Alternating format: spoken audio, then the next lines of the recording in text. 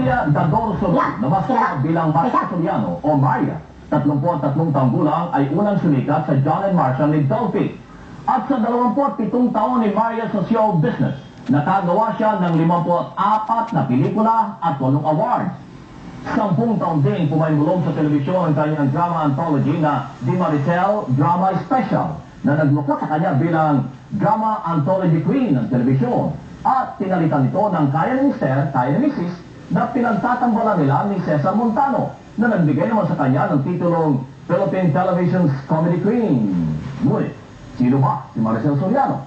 Narito ang aming panayam sa Diamond Star ng local cinema. Magandang gabi, Maria. Alam niyo ba, ang dream ko yun, na marinig yung magandang gabi, Maria. Okay, yun talaga ang pangalan. Ang pronunciation ng pangalan. Oo, Maria. Hindi Maria.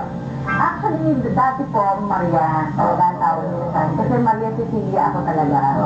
Pero kasi meron isang bata na inaanak ko na kayo ng aking besta na nagbigay sa akin ng Tita Maria. Hindi na kasi ma-pronounce yung buong word na Maria.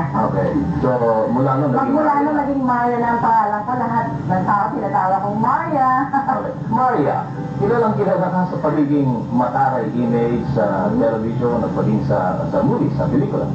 At yung bang image mo yun, ginagawa mo lang image sa pelikula o sa television o sa tunay na buhay talaga mataray ka? Hindi po, kasi madalas, yung pagiging straightforward ng isang tao, yung sabihin na natin very blunt. Tama. Yun, napaka-prangka. Diretso mo ko, ika nga kausap. Walang paligoy-ligoy pa.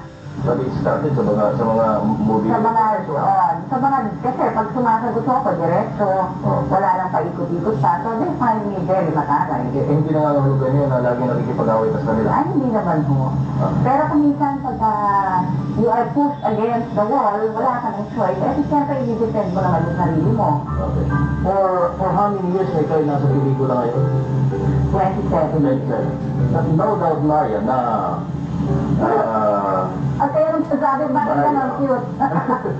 no doubt na ikaw ay isa sa pinakamalaking artista ng television at saka ng pelikula. No? Ba't sabi nila, yung mga awards medyo mailap sa'yo? Anong maaaring dala mo? Siyempre po, dumaan din yung pagkakataon na hindi pare-pareho nagiging opinion ng mga tao, hindi ba? Kumbaga, yung mga judges, maybe. At sa palagay nila na meron pang mas appealing yung role kaysa sa role na dinampanan mo, siguro nakakataon na gano'n. Pero, siyempre, sino pa naman ang ayaw manalo, hindi ba? It's just that siguro hindi pa time. May nabasa pa nga ako sa isang magazine nagbigay ka raw ng guess what sa mga Saan? sa board daw, gano'n? Please, excuse me. Okay. Pero lately, naging nanalo ka ng Best Actress for Comedy sa Asian TV. Di ba? So, yung ba'y nangangahulugan na baka gusto ng tao na comedian ka kaysa sa drama? Nag-umpisa naman po talaga ako sa comedy. Sa John and Marcia ako nag-umpisa. And then, nagkaluskus-musmus ako, kuskus balungot, then 2+2. Puro comedy po yung ginagawa ko. And lahat ng ginawa kong pelikula noon, lalo na nung meron pa kaming love team, William Martinez, puro comedy mga nagagawa namin pelikula. Hanggang finally, nakagawa na ako ng drama, sunod-sunod na. So, I think saan ka at least? Sa drama o sa comedy? Masarap parehong gawin kasi it's both a challenge for me. Anong reaction mo naman sa mga sinasabing sa lahat ng mga malalaking stars ngayon ng television at ng movies? Parang ikaw ang kumakain na lang ngayon o naglalagari samantalang yung mga kasabay mo ng mga big stars din ngayon parang naglalayo ba? Parang namamahinga na konti. Sa ngayon wala sa bukubulado kung magpahinga. kaya ako maraming trabaho ngayon. At saka ito po ay previous commitment na. Kumbaga nakakontract kasi ako, so I am supposed to do, let's say, 8 movies for Regals or 4 films for Star Cinema. Yung tipong ganon. So nakakontrata na ho ito kaya wala nang urungan. Sumasang-ayon ka ba na ang nagpapahina daw sa industriya ng pelikula yung mga stars na katulad mo na masyadong mataas ang sinili?